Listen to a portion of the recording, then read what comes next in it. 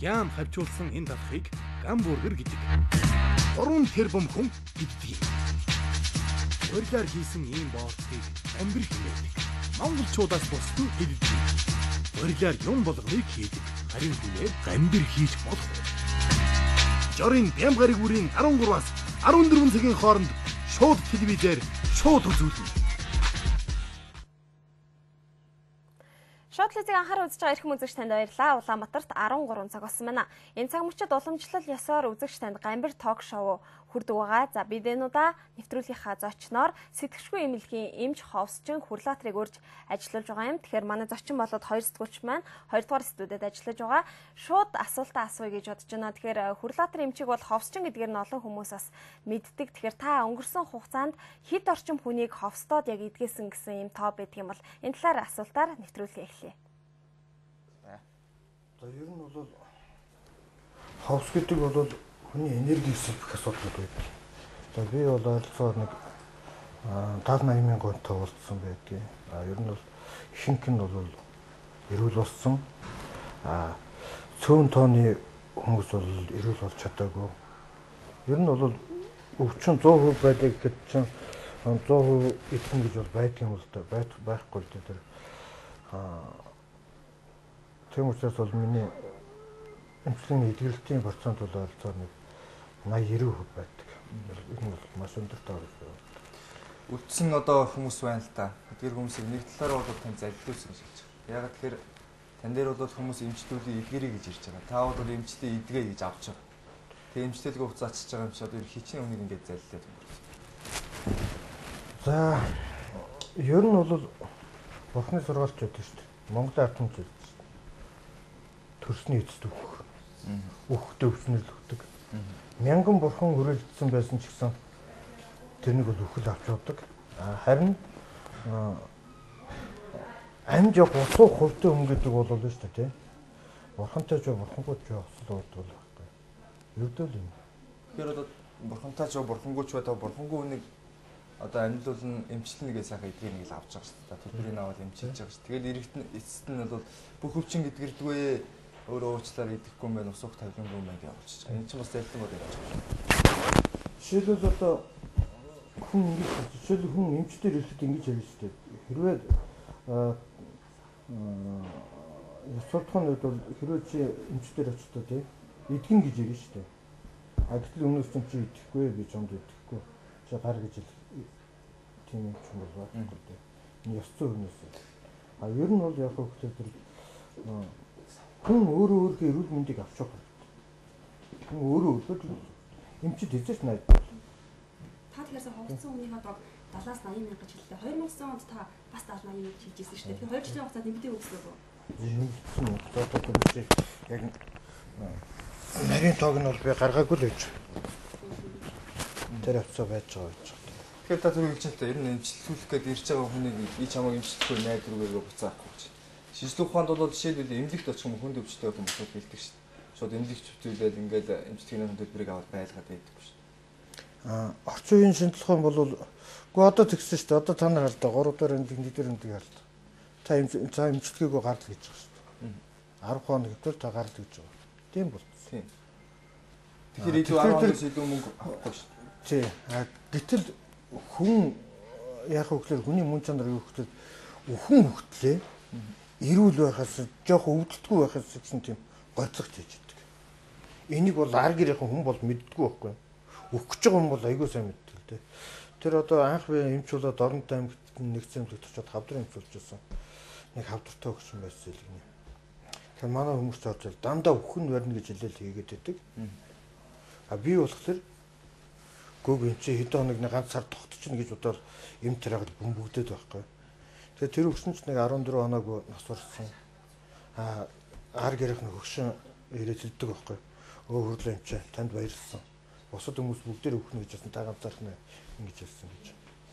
Тэгэхээр зэрэг нэг бодлын хүний сэтгэл санааг залилж байгаа. Тийм учраас энд бол би ерөөсөө өөрийгөө буруу гэж бодохгүй. Манай энэ удаагийн гамбир ток шоу шууд цэгийн сайттай хамтарч одоо зохиогдож байна. Тэгэхээр шууд цэгийн сайтад бас танаас сонирхсан асуултуудыг явуулсан л да. Энэ дээр санал гомдлууд их байсан. Энд юу байсан гэхээр Хүрлбаатар эмч бол ерөөсөө ямар нэгэн онш тавьдаг. Бие өвдөдөө нэгэд яваад очихоор шууд учиргүй ээж бариад эхэлдэг гэдэг. Онш тавихгүйгээр шууд бариад ээж болдог юм. Ховстой л гэж. Гэхдээ одоо онш гэхлээр манайх ч нэг хуучин социализм үе шиг яриад байгаа юм. За. Эсвэл одоо илэг байдаг гэж илэг нь одоо ингээд томорсон, жижигэрсэн гэдгийг одоо би орсоо тавих хэрэгтэй байхгүй юу? Тийм ээ? Зүрх томорсон гэл нэг орсоор энэ латинаар тавьж байгаа хүмүүс ч нэг өөрийгөө өвчтэй учраас эмчиж ирж байгаа гэсэн учраас тийм өвчтэй гэсэн сэтгүүтэй олж ирж байгаа байхгүй. А миний хувьд бол оншиг тавихтаа ээлгний зүрхний захын мэдрэлийн систем дарагдсан байна гэдэг л байна шүү дээ. Ердөө л тэр тэгээд яаж уншдаг? Нэгдүгээр судас барьж болно, хоёрдоо эрентгийн зураг авуулна шүү дээ. Асуудал биш та хямрах шүү дээ. Шууд таныг бариад эхэлдэг гэх хүмүүс хэлсэн. Шууд бол барина гэж байхгүй юу тий? Байхгүй. Одоо бариул хэлчихээ. Арай ялганых нь шууд үүдэх шүү дээ. Таныг бас нэг хэсгээр хэвлэлээр та бас нэлийн сенсац тарьсан л та. Юу гэхээр одоо дэлхийн нийтийг тэр жигт нь одоо бошлоод байгаа юм доох өвчнийг дор нэгдгийч нэ. Яаж? Ховс. За дашрам дэлхийд энийг яаж одоо доохтой монголчууд өнөөдөр 85 90 хүрсэн байна гэж бодсон тийм. Өчигдөр доохоос жилийн өвчнүүд өнөөдөр гарч ирсэн. Одоо 2012 оны тэр дэлхийд сүмнэ гэж яриад шүү дээ тийм. Тэрнээс өмнө янз янзын өвчин бол гарч ирсэн сорон зоолтой. За доохыг эмчилсэн хэд хэдэн тохиолдол байдгийг. Англид нэг залуу байсан байхгүй юу? Чи доохтой гэж лээд явуулсан юм. Тэр нэг жингийн хяналтанд орохгүй жаа 4-5 жилийн дараа үзүүлсэн чинь нөгөөх нь байхгүй болсон. Тэгээ эндээс юу үндэс яаж байх вэ? Тэр нь өөрх нь итгэл. Тэр ховс биш шүү дээ тийм. Ховс өөрийнхөө ховсдох ховс. Өөрийгөө. Одоо манай жүжигчд гэж байна одоо дөрвдөө хөвлөж чадаад байна гэж. Энэ бол өөртөө их ховс байхгүй. Ховс. Тэгээд тэр нөхөр ирүүл болсон байт. Зүгээр би сонин эвлээс л уншиж. Би ирүүл юм байна гэж бодчих. Гүү хөл өхөн л үзгэж бодно. Зарим нэг би ирүүл юм чи яадан л гэж бодно. Тэгэл хүн бодож чадсан тохиолдол бол энэ бол эмчлэгчдэг байхгүй. Хүн гэдэг бол тийм сэтгэлээр амтан байдаг байхгүй. А тэгээд миний өөрийн практикт элэгний ВЦ вирусууд гэдэг одоо өнөөдөр эмчлэгдэхгүй өвчнүүд байж шүү дээ тийм. А эдгээрүүд бол 40-нөр зүгээр болчихж байгаа байхгүй. Солонгосоос ярьж байгаа нэг найз руу. Хөрлийн эмчээр нэг 3-5 барилчаад өрөөд. Элэгний ВЦ вирус ч байхгүй бол энэ дээрээ 3-5 жил өвдөхгүй. Гэсэн тийм яриа надад ирж зүгээр хүмүүс ч эмчлэл. Тэгэхээр та 5-7 минутын дотор элэгний ВЦ вирусыг алга болгодог гэсэн. Үнэн гэсэн үг үү? Болцоотой үнэн. Яаж? Ховс. 5-7 минутанд тэрээс ямар ВЦ вирус болчихсон юм. Болцоотой. Ангаа ухаанд одоо ийм тохиолдол юу мэдэхгүй. Танаас өөр яг ингэж хэлж байгааг сонсоогүй л дээ. 5-6 Тийм. Нэг бодлоо юм биш үү те. Би бол амьдралд аархаж амьдрдаг. За. Аархан. Нөгөө бодлын магадгүй л дээ би агуулхын дэмэрэлтэй гэж болох юм. Тэгээ дэмэрэлтэй юм уу гэж бодсон чинь миний бичиж байгаа хийж байгаа үйл ажиллагаа яг л хүний амьдрал байгаа дахлаар би над бол тийм дэмэрэл байхгүй юм байна л да. Би бас нэг өөрийгөө сонжиж шээ. Тэгэхээр тэр хүн чинь нэг ааганда багтаж ядна гэж хэлсэн шүү дээ. Мөнхөд авраг тэгээд ааганда багтаж ядчихсан үе байхгүй. Тэгээд надаас шар гэл цацрах шиг болж байсан. Гэж лээд одоо халахын дэвжээ 5 жил дараалан авраг боллоо шүү дээ. Муу авраг. Гэтэл ийм монголчуудад аархуу зан өнөөдөр байхгүй болсон. Өнөөдөр яаж вэ? Орсын эрдэмтэд, Хятадын эрдэмтэд, Америк эрдэмтдийг орж ирэхлээр монголчууд бүхэлдэж шүү дээ. Хятадын 60-та өвгөн Монголын 15 настай охиныг эхнэрийгээ даваад авчихсан. Нэг гоё охин надад дэмжлүүлэх гээд ороод ирсэн чинь нөхрөө хүүхдэд дагуулад ороод ирсэн чинь 60 гарсан өвгөн дагуулад орчихсон. Надаасаа шал өгч чадсан суудсан байж.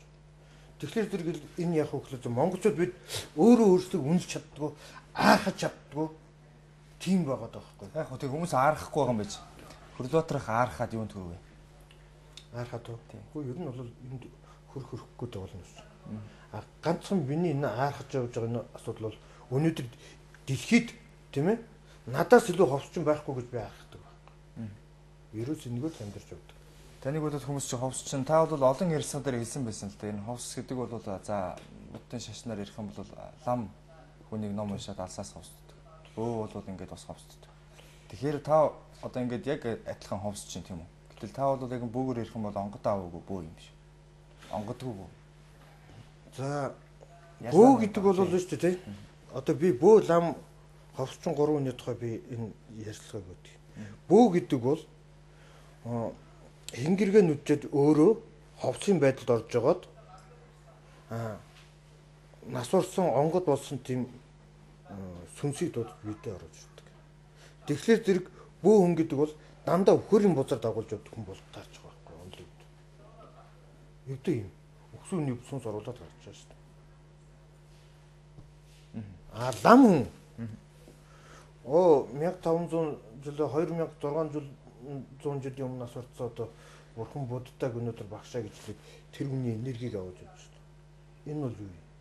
Бас л хөрийн бузар болж байгаа. Тэгээ монголчууд бүгдээрээ хүн төрлөختөн дээр хөрийн бузар тавтагтаад байж байгаа. Ховсчин хүн гэж юу юм?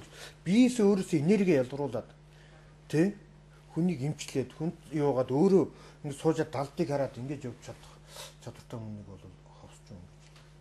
Таны гурав ялгаа юм дээ. Далдыг хардаг гэсэн үг. Харах ба тий. Тэгэхээр түрүүний хоёлоос яриагаа дотоо орхичлаа нэг доохыг эмчлэх.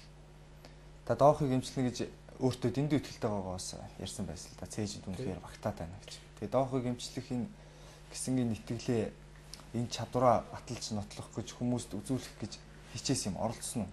Нэмээд асуучаа та нэг бүрээд точдаг дотооныг эмчлэн гэж ярьж ирсэн. Тэр юу болсон? Тэр үнэн байсан уу? Танд нэг санал бүрээдээс ирлээ гэж яриад ирсэн. Тийм. Ер нь эмчлэгдэж болохгүй юм гэж ерөөсөө байдаг. Хавдарч эмчлэгдэнэ. Би бол тийм шоуч юм биш. Дандаа мэдээлэл ингээ өгөөж явдаг. Энэ намраас би шоу хийн, ховсон шоу. Бүрээдэд очсон, бүрээдийн юу прокурорын охин хаалгаанд орохдоо хаалгааны хаалгаанаас доох болсон гэсэн. Тэгээ очиод ингээд яг уулзаад ингээд очиод юу гэсэн чинь нөгөө төлчих. Бас л хүндрэлтний ярьдаг ярьж байгаа. Америкийн эрдэмтэд Германы эрдэмтэд эмчилж чадаагүй чи яаж эмчлэх юм гэдэг асуудал ирсэн байхгүй. Боломж олохгүй гэсэн үг тань. Тэгэхээр зэрэг зөө тийм дээ тийм.